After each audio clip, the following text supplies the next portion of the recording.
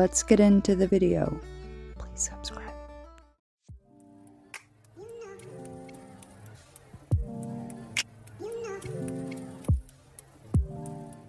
How's it going, everyone? My name is Janae.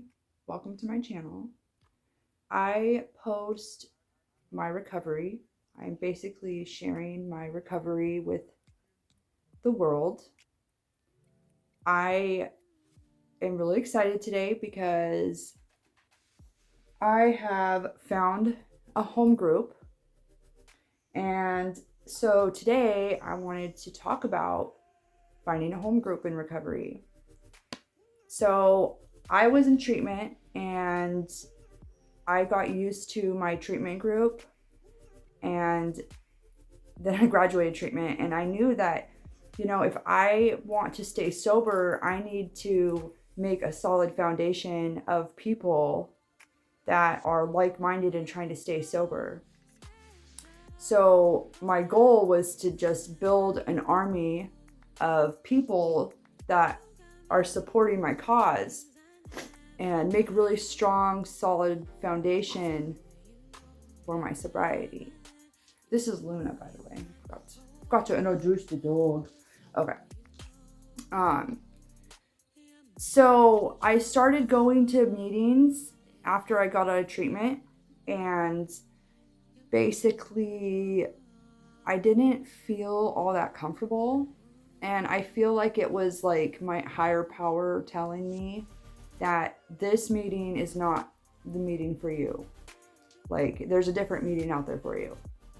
And so even though I didn't feel comfortable at the meetings, and not only that, but I was also like making plans with people to go to meetings, and then they would not show up. And so that was like a buzzkill for sure. I just kept persevering and going to meetings and trying. And I feel really thankful.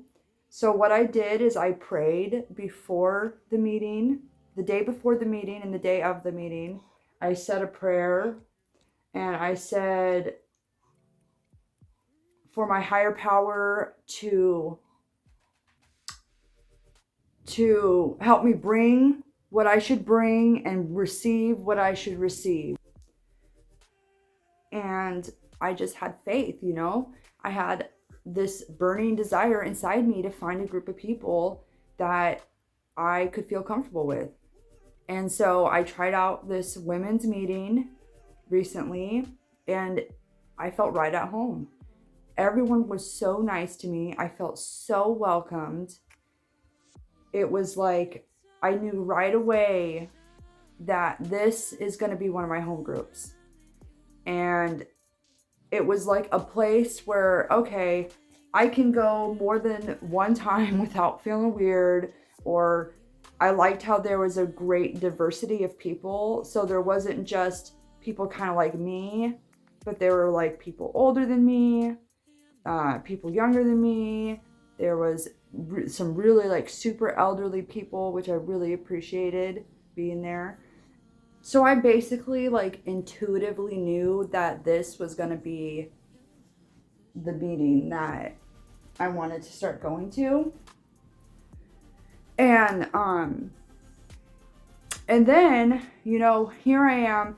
If I want to stay sober and make it a little better, like a little easier for me to stay sober, getting involved in those meetings as becoming like doing service.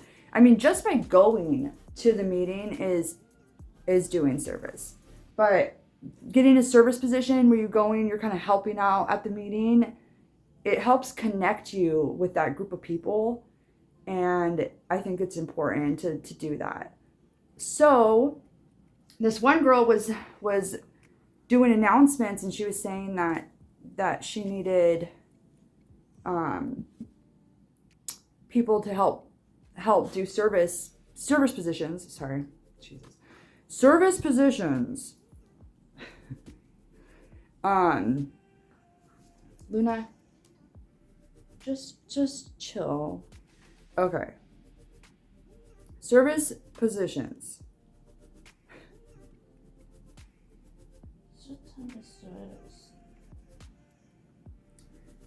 All right.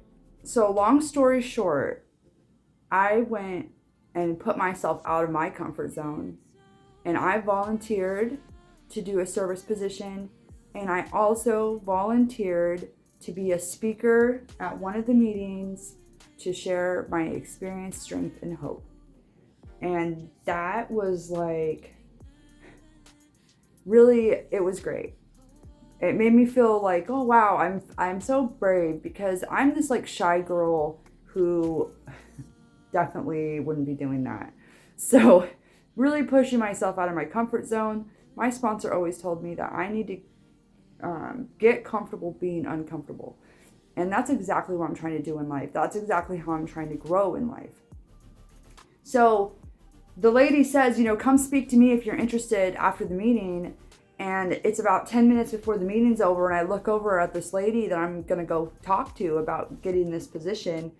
And she's over there crying, like crying. And I'm like, oh Lord, how uncomfortable. Like, should I just wait? Or should I just still go up to her even though she's crying? Well, I decided to go ahead and just still go up to her while she's crying.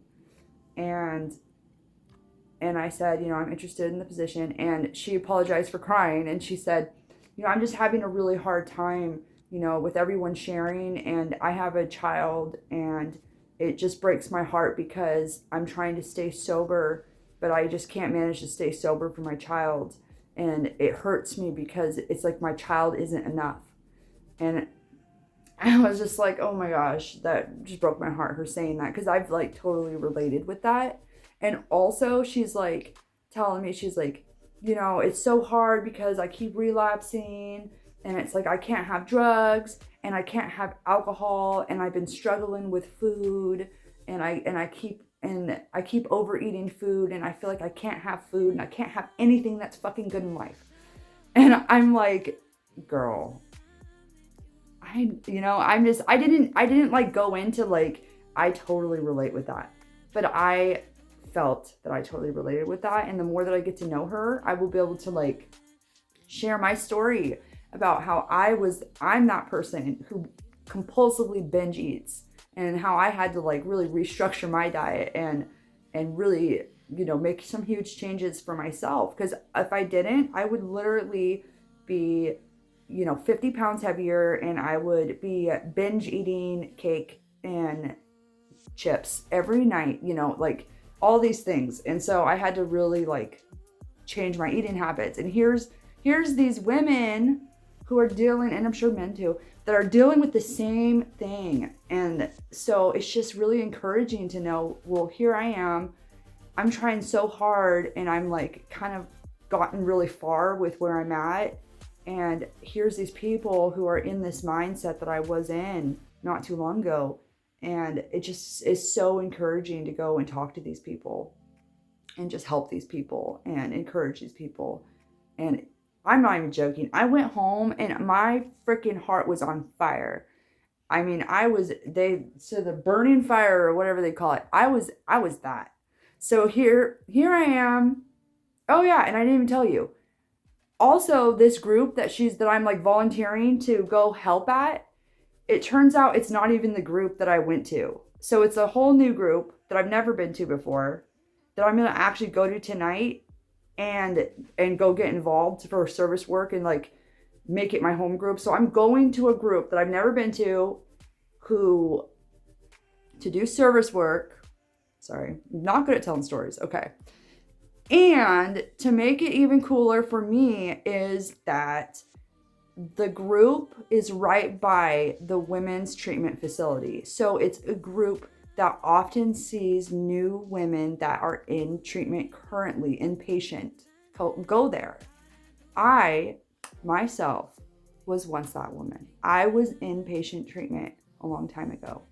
And so it's just really interesting to me how my higher power is lining things up in such a way and putting me in places that my higher power feels I need to be. And I'm just like trusting that process, and I'm just really excited about it. And here I am this shy girl who really isolates and sticks to herself, and I'm sitting here feeling so good because I'm helping others.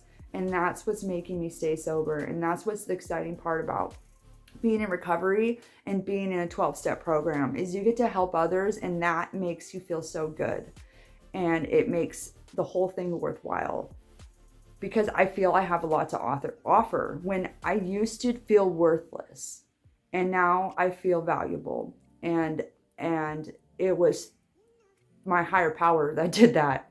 Absolutely. Higher power and taking care of myself is a spiritual change. But okay, so enough with my ranting. And ranting's not a good word. Venting. Let's say venting. Enough with my venting, and I will get on with a day in my life.